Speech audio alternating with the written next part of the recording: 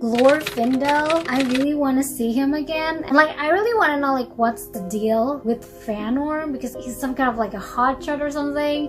I figure I should read the Silmarillion first. So everyone, so today I'll be sharing my novice thoughts as well. Do a little bit of a non-spoiler review of the Silmarillion by J.R.R. Tolkien. So this review/discussion will contain a non-spoiler and spoilery section. But before I get into the spoilery section, I would let you guys know. So for those of you who doesn't want to get spoiled, you can leave the video and then perhaps come back when you're done with the reading. Now that I get all the basic information out of the way, let's just get started. So now I'll be starting off with the non-spoiler section. So the Silmarillion is a collection of mythopoeic stories by J.R.R. Tolkien, edited by his son Christopher Tolkien, published 4 years after Tolkien's death in 1977. The Silmarillion provides the context and the history of Tolkien's world. There are 5 parts contained in this book. This first part, from my reading experience, I think it is the most challenging reading section. Now I'm going to just talk about the elephant in the room. A lot of people kind of struggles with reading the Silmarillion, and I really get that struggles here in this section. So this part doesn't feel like a traditional story structures. It has a very heavy theology and cosmology element to it, and the language is archaic. So the section is written like the Genesis from the Christian Bible. So perhaps if you are more familiar with that, I think you would have a bit of an easier time. So if you're planning on reading this book and not particularly familiar with such archaic writing style, I could recommend you to just skip this section first and then go back to it.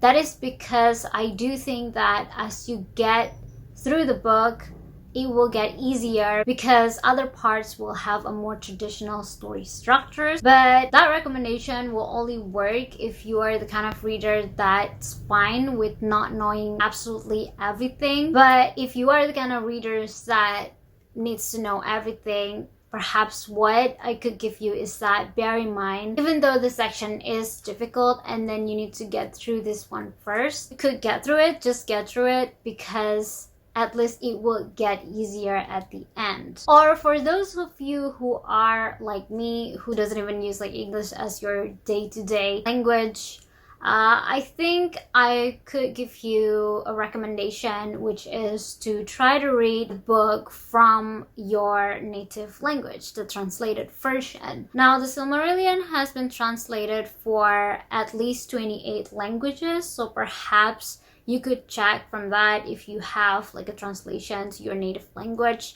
I note that it is not verbatim, but at the very least, by doing that, you're already familiar with what's happening, and then so that you are reading the original version, you are able to focus more on Tolkien's writing style, on his structure, because you're already familiar with basically what's going on. So that's basically what I did. I read the Bahasa Indonesia version. Thankfully, there is actually a translation.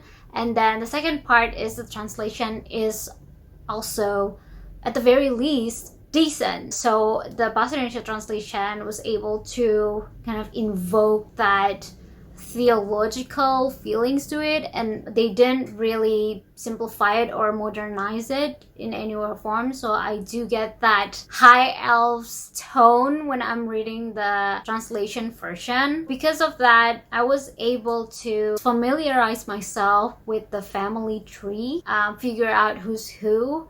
And then during my reading of the original text, I'm able to appreciate more about his structure because I can just focus on his writing style and his writing, the tone of it, as well as, you know, the emotions, rather than like figuring out who's who. The tips that I could give you as a native speaker would be that first, of course, rereading it will help so much. And the second tips that I could have is probably having a mentality that this book isn't particularly a novel, it's much more like a history book.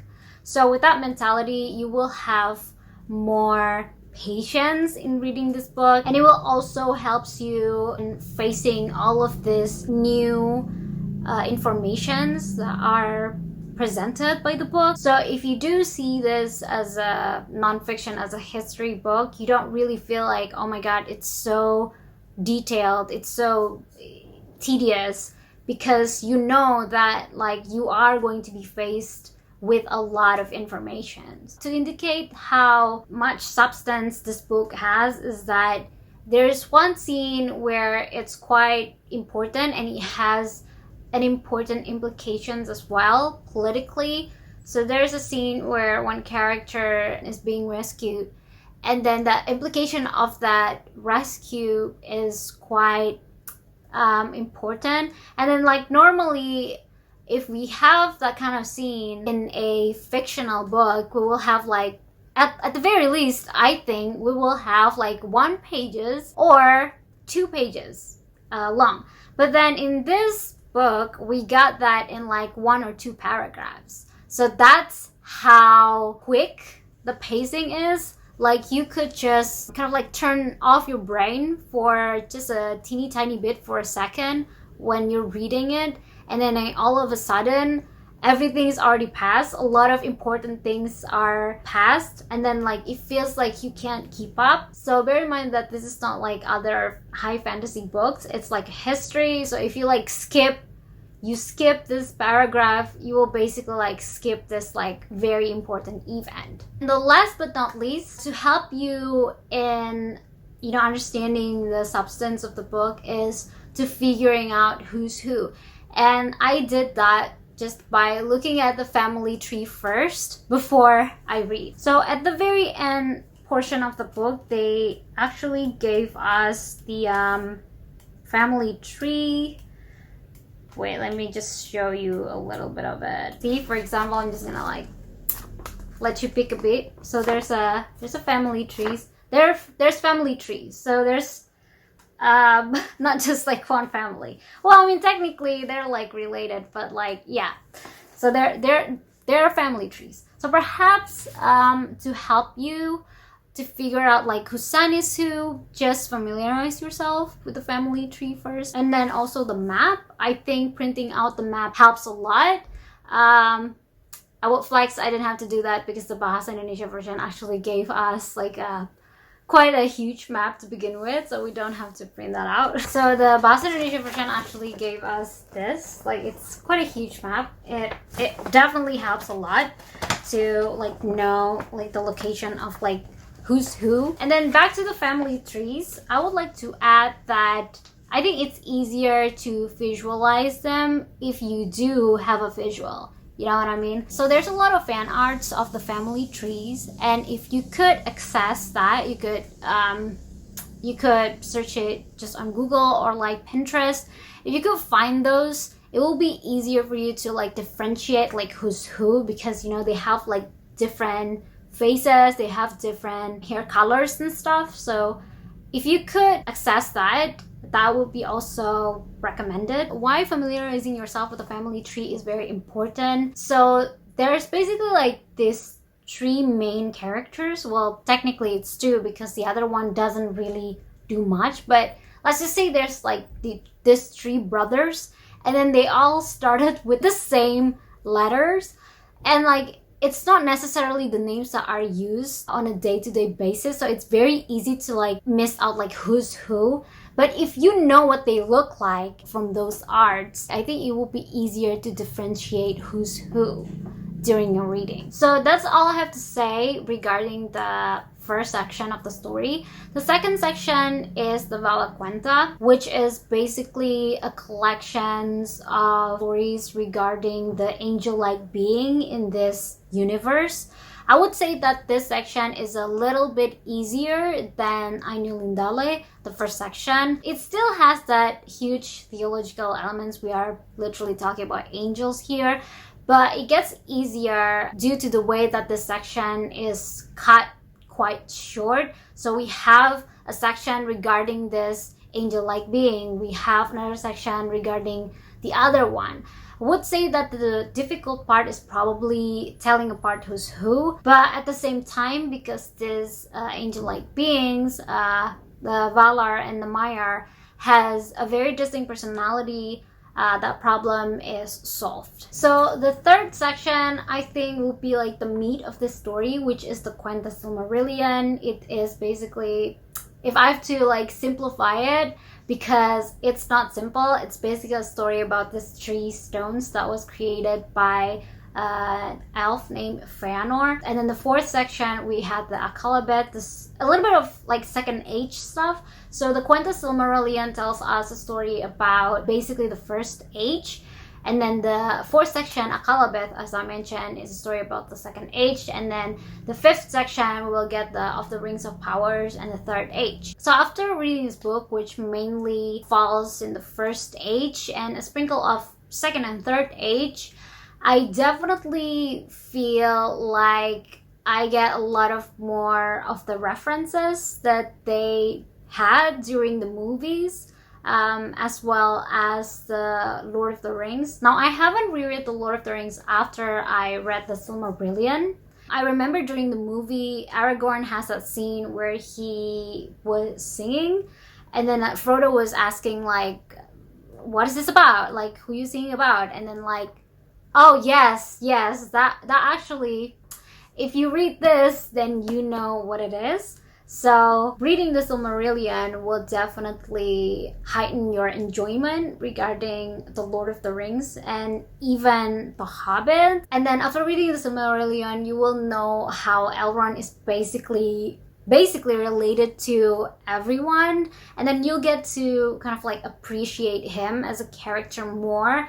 How he's related to like basically every important people, and yet he doesn't really like use that as a justification to elect himself as a king or something, like being a lord and create like Imladris, create Rivendell is like enough for him. And then oh my god, this book definitely provides you that context of the character, especially the elves, because we spend a lot of time with the elves. There's a little bit of dwarves as well, but like it's more like elf heavy books rather than dwarves or hobbits. We do get them a little bit during the dwarves, we get a little bit during the First Age, but like when it comes to Hobbit, we only get them during the Third Age. But we get a lot of men as well, from the first and then the Second Age. The Second Age is quite men heavy, so that's also really fun and eye-opening read. There's a lot of times where like the path of men and elves are like entwined together, and then it's just very, very, very dramatic. When you read about or watch about Arwen and Aragorn's romance, you will definitely like know the original story, like the root of such story, the reference of that romance in here. So that part, that reference is just really, really satisfying to read. So if you do want to heighten your enjoyment regarding Lord of the Rings, reading this is highly, highly recommended. To conclude this non-spoilery section, this reading is definitely not an easy read. The language is very, very unorthodox for me, at the very least. It's very, very different from the other high fantasy story structure, as it has that cosmology element. However, when there's a will, there's a way. So I mentioned some tricks in order to broach this book, so it'll be easier for your reading experience. But it is very, very worth reading because it will heighten your enjoyment of The Hobbit and the Lord of the Rings. This book contains many amazing characters, which I'm going to talk about during my spoilery sections. It just really shows their heroics, and then it just shows that Tolkien is great at making a world, not just making a story or language. And for that reason, this book got 5 out of 5 stars for me. Totally recommends this book who are already interested in The Hobbit and The Lord of the Rings. And also for those of you who are history buffs, mythology buffs, this book is also recommended as well. So I think that was it, the end of my non-spoiler section. I would start with the spoilery section now by talking about all the amazing characters, because I have some thoughts. I have to get this out of my chest. So in this spoiler section, first I would like to establish that this Novice chat will be based on the discussion regarding the characters. I am much more of a character-driven reader, so that it's easier for me to track what happened to that characters instead of like the other way around, like tracking the events and who are the participant of it. So basically, if I don't care about that characters, you could have this most complex and elaborate plot line, but if I just don't care about the characters, I wouldn't necessarily like enjoy the story or even finish the book. There's a huge chance I will DNF it, but this is clearly not the case in here because I care so much for so many characters, and I might even care about someone who didn't deserve it. And that is the first character that I'm going to talk about, which is Curufin. Wait, that's his son's name. Okay, he has the same name as his son, which is Fëanor. Okay, first of all, I think his character is very interesting. And second, I think I might get a lot of hate for this, but I think he's my top 3. And that's not because of his goodness. It's just because I think he's a very interesting character that could drive the story forward, even without being there. So we already know that he died quite quickly during the Quintus Silmarillion, but then like the legacy, you know, like the oath that he left to his 7 sons. I'm going to talk about his 7 sons in a second because I definitely have thoughts, because I just think that the Fëanorians are just generally very interesting characters, even the gremlin ones. And perhaps that's why they're so interesting, because they're not goody two-shoes. Okay, back to Fëanor himself. I really like how the story shows that he's special, not just saying because he's very talented, he's very gifted, but also the events that surrounds him also shows that he's very special. So like nobody else, well maybe except Finwë, deals with what Fëanor deals. Like he's the first elf that experienced growing up without a mother. And then like just you thought that you can't really die in the blessed realm. But then like that happened. Imagine how, not just sad, but like how confused and lonely Fëanor must be and Finwë must be, even though I also have thoughts about Finwë, because like there's a hint that might be his fault, because like it's his desire to want more. That's why Fëanor is the way he is. And also not just like his background that makes Fëanor special, but also how he lives. So I actually read The Nature of Middle-earth, and then it stated that, you know, elves doesn't usually have like more than 4 kids. And so that Fëanor, he has like 7 kids. So, okay, I really like the way that this world shows that he is special. So it doesn't just tell us that he's special, it actually shows us how special it is. So this character just really makes me appreciate more about Tolkien's ability to world build. I suddenly have these thoughts regarding Fëanor because creation is definitely a huge element to Tolkien's story, and especially like Silmarillion. Like Fëanor, one of the main characters, wouldn't really call him a hero, I will call him a main character, is a creator. And also like Sauron is a character, we got that during Lord of the Rings. And then like I just can't help but, I'm quite a copyright buff, I can't help but to like kind of like think about that, because what if when the 2 trees was destroyed by Morgoth, as Fëanor calls him, what if the Valar compensate him if he breaks the Silmarils so that the light of the two trees will be restored again? So like I can't help but wonder, like, would Fëanor actually like break it? Like, let's just say that if he breaks it and he'll die, because he said that it will basically be murder if you make me break this. But then, like, what if he could be immediately reborn after that breaking of the Silmarilli? At the same time, though, because basically the Silmarilli isn't actually Fëanor's, like, just Fëanor's creation, because the two trees, I believe it was created by Yavanna, so like Yavanna has a part in that creation. So the Silmarilli technically is a teamwork effort between Fëanor and Yavanna and also Eru, because like his talent in the first place is given by Eru Ilúvatar. So technically they don't really have to give him compensation. But at the same time, he might die because it has to like break a part of his creation, the part of Fëanor's creation. So I don't know, just a food for thought for me. And yeah, I would like to re-mention about Fëanor's skill is actually a gift from Eru. So at the same time, the Silmarilli aren't his. It's actually Eru's. And the fact that he forgot about it, he forgot that it's not truly his.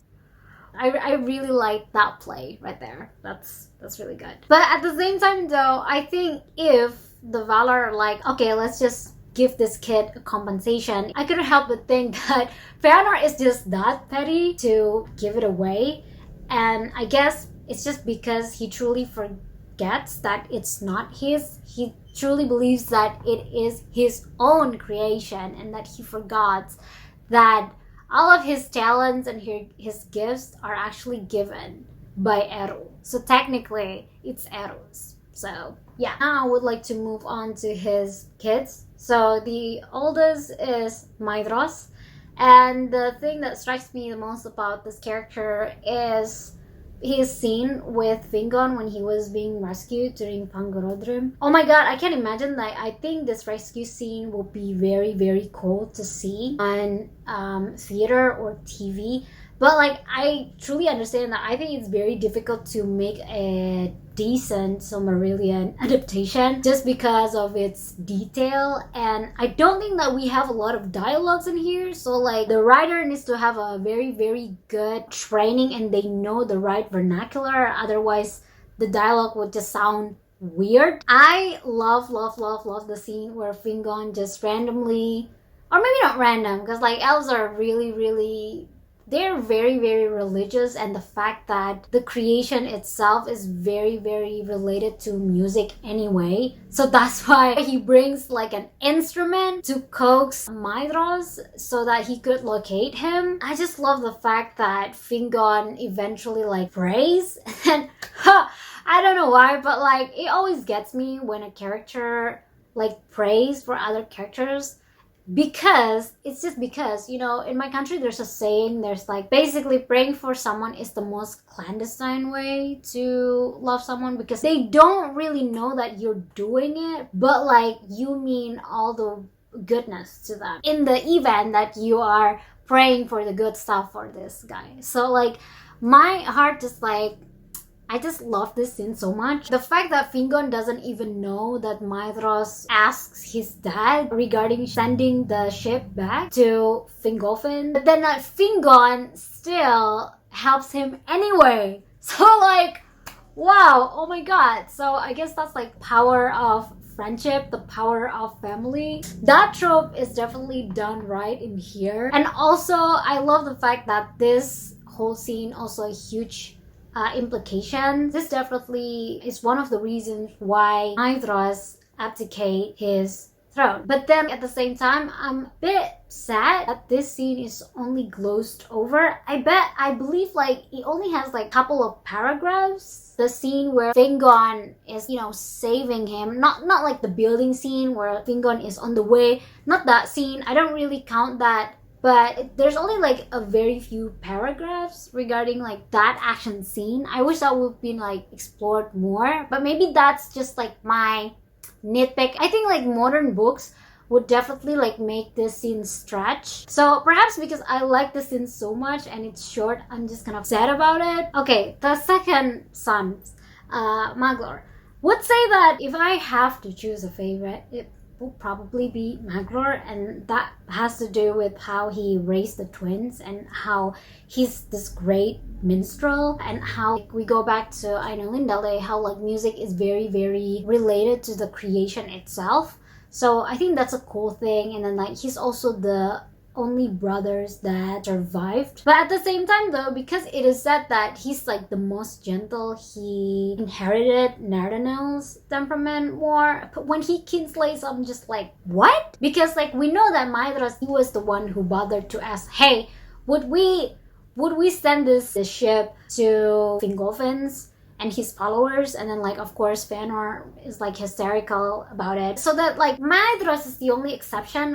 Really there's only like one person that's like sane enough to question. So I was real disappointed by everyone else during that scene, and especially Maglor, to think of it, because now I know that he's supposed to be the gentle one. And talking about disappointment, this wouldn't be complete if I don't talk about Celegorm and Curufin. Yes, Caranthir is the fourth brother, but because I want to talk about Celegorm and Curufin together, I will talk about Caranthir first. I would say that Caranthir doesn't really do much, especially compared to the two M's and then the other two C's. But he does something compared to Amrod and Amras. I believe that he kind of like picked beef with Amrod. So if I remember correctly, Amrod was also the one who spills the bean to Thingol about the Noldor. I like that elves could be that petty. Okay, so here's the thing. Why I really, really like think about the Fëanorians in general. Just because I think they're obviously not perfect. A few years ago, I was searching about the concept Maedhros, and then I got an article stating basically that Tolkien elves are basically Maedhros. I didn't really think too much about it back then. As I've told you, I just started to read The Hobbit like 2 years ago, and then The Lord of the Rings last year. So this article was about like 4 or 5 years ago. I read it, and then I stated that Tolkien elves are basically Maedhros. They're like this super perfect race.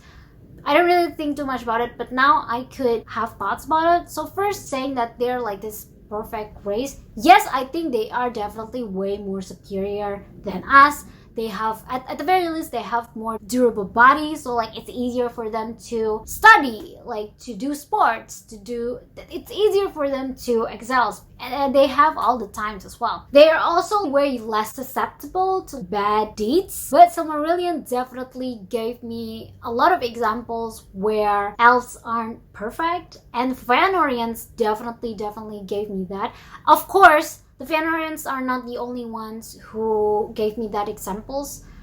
Just because it's the Fëanorian section, I'm just gonna talk about them first. There's also like Thingol. I don't think Thingol is perfect. Even I don't think that Fingolfin is perfect. And I might get hate for this, but okay, we're going to get to him later. We have a section about him. But the Fëanorians, because they are obviously not perfect, and then people actually calls them like kinslayers, they have that label. It really shows that elves messed up. Like they messed up big time. So when they are doing things that aren't perfect, I'm like, no, but yes at the same time, because it just really shows that Tolkien could definitely create non-perfect characters, let alone characters from a race that are seen as Maedhros, which I definitely don't agree with. Okay, so that's tangent, but back to Caranthir. I think he doesn't really do much except pick a beef with Amrod, but I think he's quite underrated. I don't think he's necessarily like that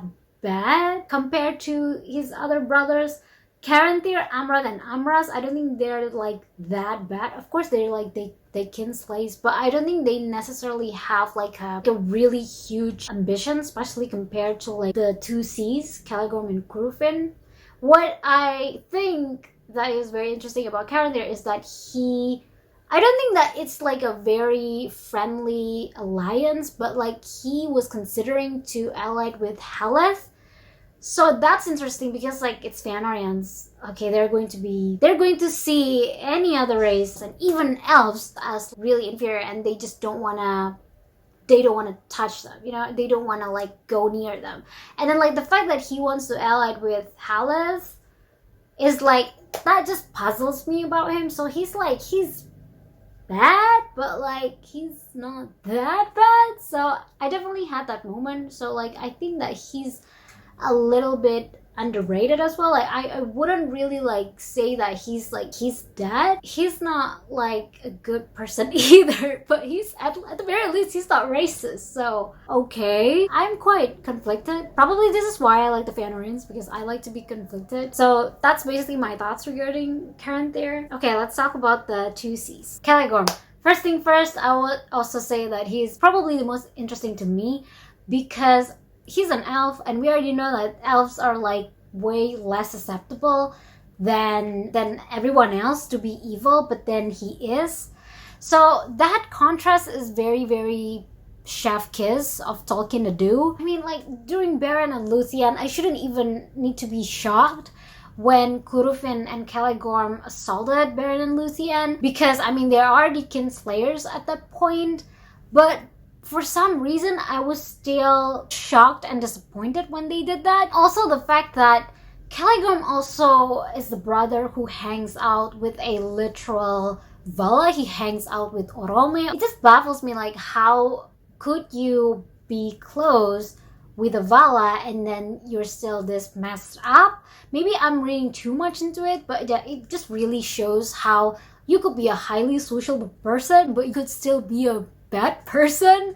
So for those of you who are saying that if we are not sociable, if we're timid and awkward, we're bad persons, think about Celegorm here.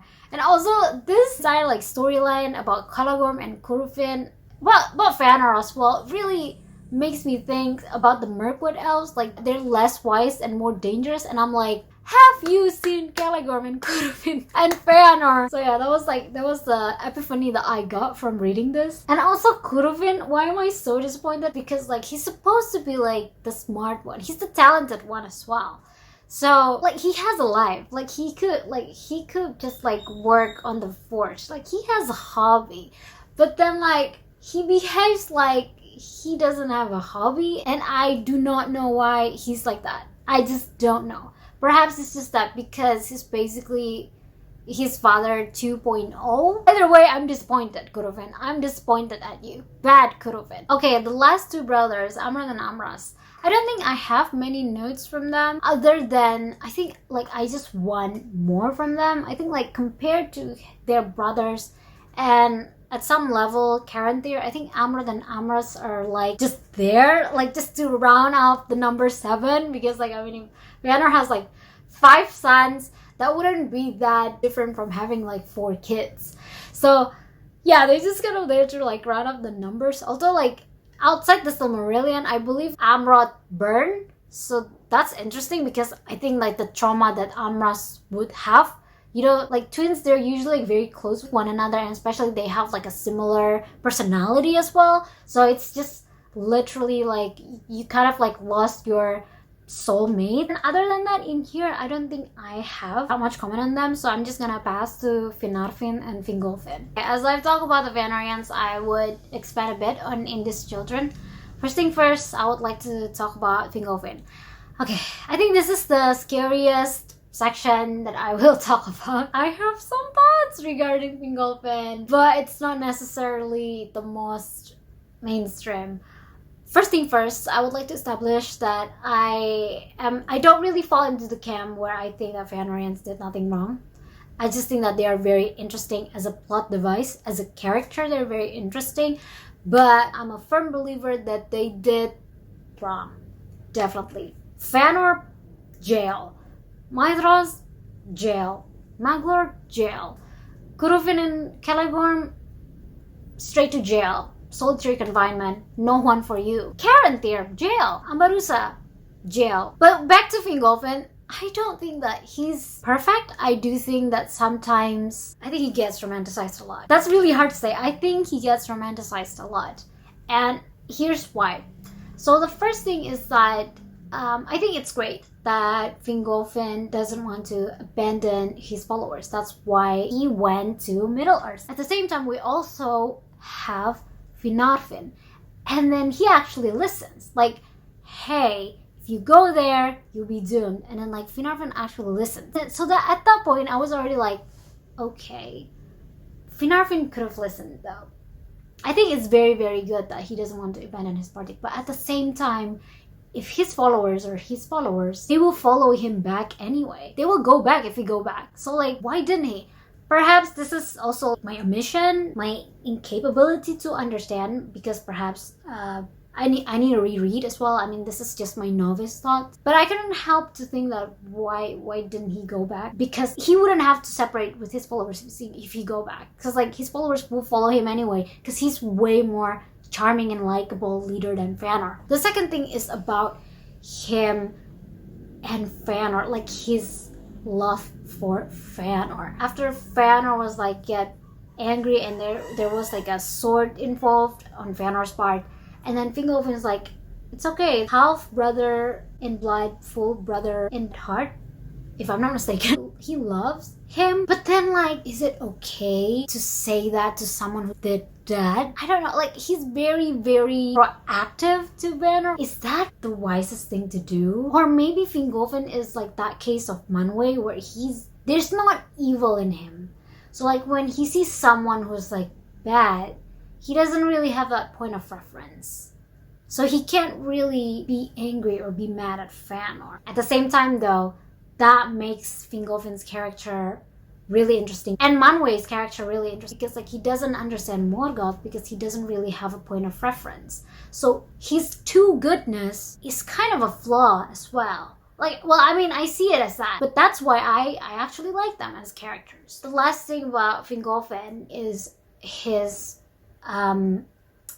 final decision to challenge Morgoth on a 1-versus-1 fight. Okay, I'm really scared about this. But I think this is like the part where Fingolfin gets romanticized a lot. I think it's great that he wants to show that Morgoth is not invisible. But at the same time, a pessimist could also see that just to show Morgoth as someone who's not invisible will cost you this much. Now, Fingolfin is not just any elf. He's Fingolfin. Come on, he's Finwë and Indis. And like we already know, like Indis kids are like super. And then like just to endure him, we have to lose Fingolfin. And then Fingolfin worth a lot. I think he's not just any elf. That's very expensive. No, but at the same time, I really appreciate this decision of the story because it just shows how powerful Morgoth is, and then so that when he is defeated, it means a lot because we lost a lot and we lost Fingolfin. At the same time, I don't think like Fingolfin is per se perfect because it's also possible to see that it's kind of reckless act. He knows that this is a suicide mission, but at the same time it also highlights that we have to do what we have to do side of Fingolfin, which is his good side. It's not a perfect side of him, I think, because I personally think that he would have been more useful alive. And the fact that I just don't want him to die, like my main critiques for this is just basically, I don't want to be part with Fingolfin. So in actuality, I actually really like Fingolfin because I don't want him to die. I want to see him go on. Like, I want to see him in the story.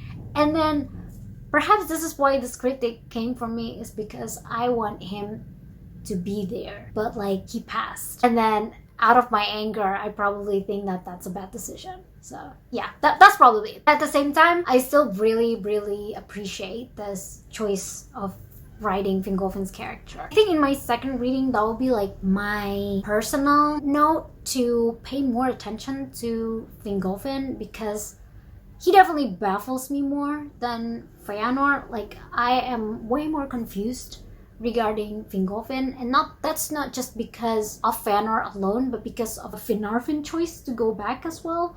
So I think that he's really, really interesting because I still haven't really get him the way I get everyone else. Okay, now that we talked about Fingolfin, I think naturally we could talk about his descendant. So Elrond is of Fingolfin's house. He is descendant of Turgon to Idril, and then Idril to Eärendil, and then Eärendil we have Elrond. So Elrond, really interesting because the Silmarillion is just basically his family history. He's related to everybody else. Just from that, I think he's interesting. But also the implication of it, like Elrond has every right. I think he has more right than, I don't know, let's say, who actually claimed themselves as king?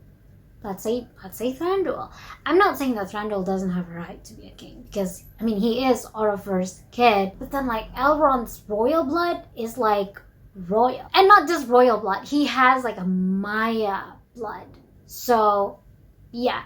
And the fact that Elrond doesn't claim himself as king, wow. We stand a humble guy. Back to his family history. His family history is very complicated, to say the least. And then Elrond didn't have it easy. His mom turned into a bird. His dad turned into a star. You know what happened with Arwen's choice. So he needed to like separate it with Arwen like forever. And then like also like his wife, Celebrian. Elrond will meet Celebrian again, but like separation is still separation. So that's still a wound to Elrond. And like during his childhood, like that's the third kinslaying, if I'm not mistaken.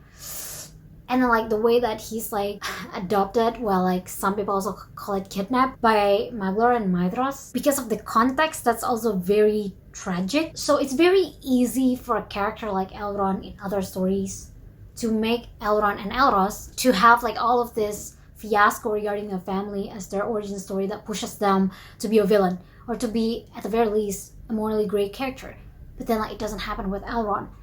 And I love that so much. Thank you, Tolkien. Thank you for showing us that bad things could happen to someone, but that doesn't mean that that is a ticket for them to be a bad person. It happened to Elros as well. Elros had like a messed up childhood as well. But the thing with Elrond is that Elros doesn't need to per se lose Elrond, but Elrond has to lose Elros. And they're twins. And if they do have the same facial features and all that stuff, and Elrond doesn't really age, and then like he has to see himself in the mirror, and then he's just being reminded of his lost brother forever. So if I reread the Lord of the Rings, I would never look Elrond in the same way again. I'm proud of saying this, but he is my favorite character. Like my number one favorite would be Elrond, because everything happened to him and he still be able to be as kind as summer. So yeah, oh my god, Elrond, great character. So I would now like to talk about Beren and Lúthien. First thing first, I would like to address about the paradigm that Lúthien might be a Mary Sue, but I don't think that's the case, because she is actually quite naive for a being that's, you know, that old and supposedly wise. Especially her mom is literally the Melian. But during that scene where she was undercover and then she drops her cover in front of Celegorm, yeah, I think that just shows like how naive and inexperienced she is. Inexperience isn't really her fault, but like the naiveness, because at this point, I think news would have been spread what happened, you know, during Aqualonde and, you know, like the first kinslaying, how Celegorm, a Noldo prince, has a huge chance, or he is actually in that kinslaying. So just because Celegorm told her that she's a Noldo prince, then because of that she drops her undercover, really shows that she is very, very trusting to someone who definitely doesn't deserve it. Because he's a Noldo prince doesn't mean that he's a good person. In actuality, because he's a Noldo prince, there's a high chance that he's a sus. So that definitely shows that Lúthien is not a Mary Sue. Lúthien definitely has flaws. Okay, I also really like the characterization of Thingol. I mentioned Thingol a little bit during the Fëanorian section. And I love Thingol for the same reason that I find the Fëanorians interesting, because they're obviously flawed. And for me, Thingol is obviously flawed. First is his hypocrisy, that Lúthien can't really marry a lower life form, aka Beren, as a man, but at the same time he's also that said lower life form to his Maya wife, So the hypocrisy is really big there. And the second thing is how he doesn't really listen to his wife. Also, I love the fact that, well, maybe it's also like the doom, the fact that he puts, the Silmarillion over the worth of his daughter, and it's shown by Beren's dialogue of saying that, okay, and this is definitely like sold Beren for me, the way he just stands up for Lúthien, saying that it's very cheap that you swap Lúthien with freaking stones. He basically said that to Thingol.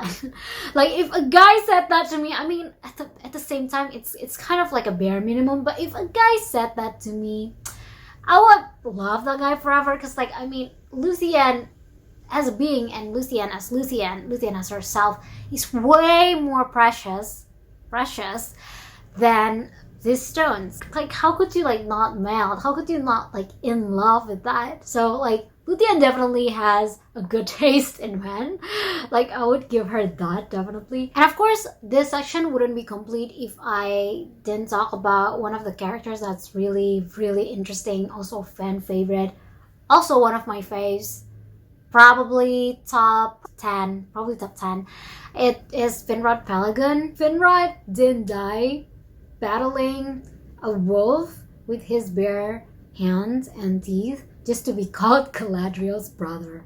Okay, he definitely has his own right as a character. The way that he easily makes allies here and there, his relationship with men, his relationship with dwarves, I think that's very, very precious. And of course, the most important thing is that his integrity, his commitment of protecting the Lion of Barahir. He remembers that they helped him, and so that when Beren is in need, he then helps him. Oh my god, that's just chef kiss. Basically, the Lion of Finarfin is a freaking wall that you just don't cross. This just proves it. This just show us that. The next part that I am going to discuss just briefly is of Túrin Turambar. The first time I read Tolkien is that I read The Hobbit first, and then the tone is very, very cheery, it's very merry, it's a light story, it's also really funny. And then the second is Lord of the Rings, more adventure heavy. There's more tense in the Lord of the Rings, but in no way or form that I will predict that Tolkien will be able to create a story that is dark. And of course, the beginning portion of Quenta Silmarillion should have broke that perception of me, but I mean, it broke some of it, but in my mind, I still think that Tolkien has a very specific tone, and there are just specific elements that he just wouldn't cross. But then, like, when I read of Túrin Turambar, that's basically a wake-up call. Like, I'm so wrong. Then, like, I am so glad that I'm wrong. There's a lot of times where I'm, like, wrong, but then, like, I'm so glad of it. Like, Tolkien never cease to surprise me. So that I thought that elements like I don't know like if I could say this here on YouTube, but this elements like this element, I don't think that it would have been used in his story. At first I was kind of like hesitant about it, because like the reason why I want to read Tolkien is because I kind of want to stay clear from that kind of element. But then like after thinking about it, he puts this thing as a curse. So that's why it really makes sense. Like he doesn't put that element just because he wants to make it edgy or like, yeah, for the sake of edginess or like for the sake of making it dark. But he puts this element because to show how terrible Morgoth is. Like if you are cursed by him, then this will happen, and this is such a terrible thing. So it makes sense. Like I like that his writing, his decisions are meant. He doesn't just randomly chooses this, but because it makes sense within the world, and that just also shows his strength as a world builder. This also makes me appreciate Morgoth as a villain more, because at first, okay, so this section is going to be a bit related to Akallabêth. So I thought that Sauron is much more interesting than Morgoth, just because I do think, I mean, for me, And I'm coming from the perspective of men because I'm obviously a man, I swear. So basically, because Sauron actually cares for men. Not care in a good way, but like he's in it for men. He's in it for us. So that's why I think that he's much more scary than Morgoth, who is much more... He cares about elves more than men. He's not really obsessive about his conquests to men as Sauron is. Because Sauron, he has this humility that makes him very powerful, that makes him as a good player, as a good villain.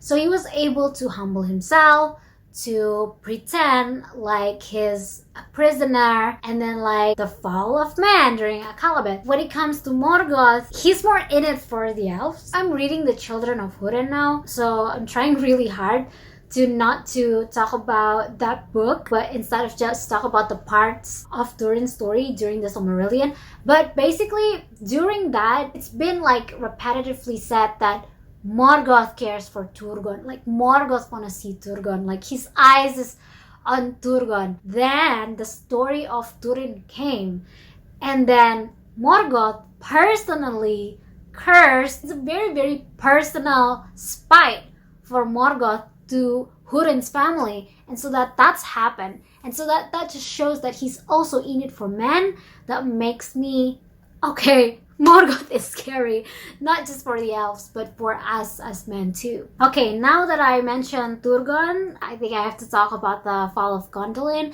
I would say that if I have to choose between the story that has individual books published from Beren Lúthien, The Children of Húrin, and the fall of Gondolin, I would predict that I think I would enjoy the fall of Gondolin more. I just think that, Gondolin is like a secluded place. So like what happens in Gondolin feels very, very intimate, yet because of that intimacy, it feels very intense.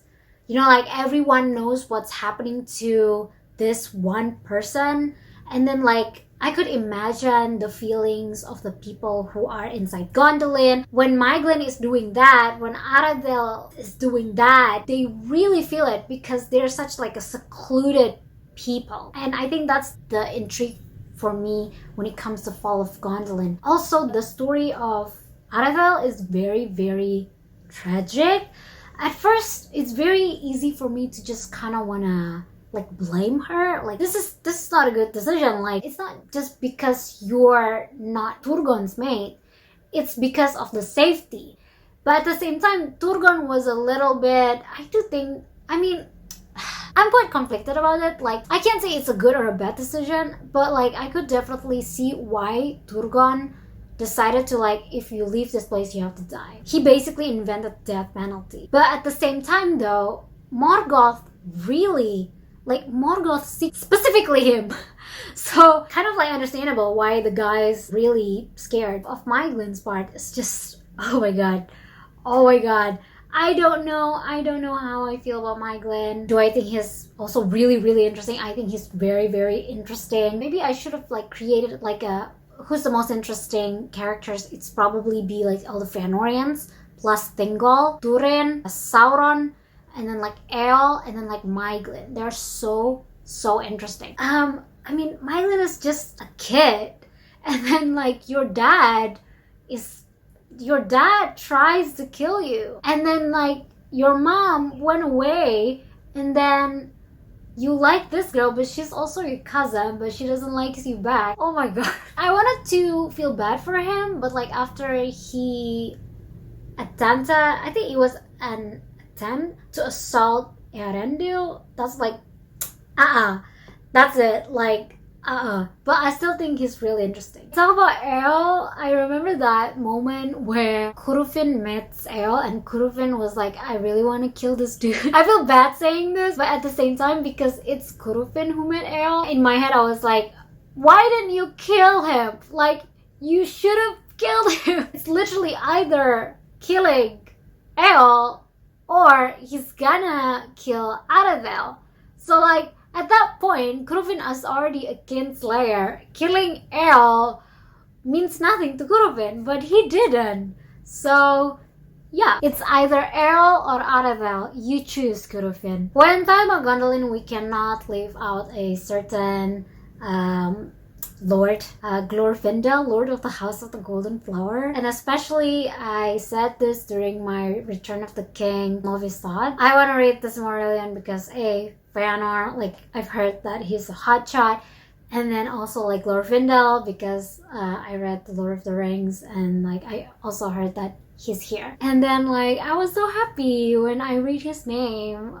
Like I just like it really feels like his world is real, his world, everything is connected here. Although I also read that there's kind of like a discussion whether it is or it is not the same Glorfindel, but there's like a Tolkien YouTube channel that also talked about this, that it's highly the same Glorfindel. So if it is, then I'm really, really happy about that. And also the dramatic Balrog scene. I like the fact that it also ties with the theme of free will. Okay, bad things happen. Bad things needs to happen. So like why Elrond needs to create like this bad things? Because like basically like all the beautiful things wouldn't really show if there wasn't like any Balrog. We wouldn't see, you know, that sacrifice, that heroism of Ecthelion and Glorfindel. Now, I'm not romanticizing war, but more on the point that even evil things, they're going to push you to choose for yourself the person that you want to be. So I think that was it. My non-spoiler review / novice chat regarding the Silmarillion. I understand that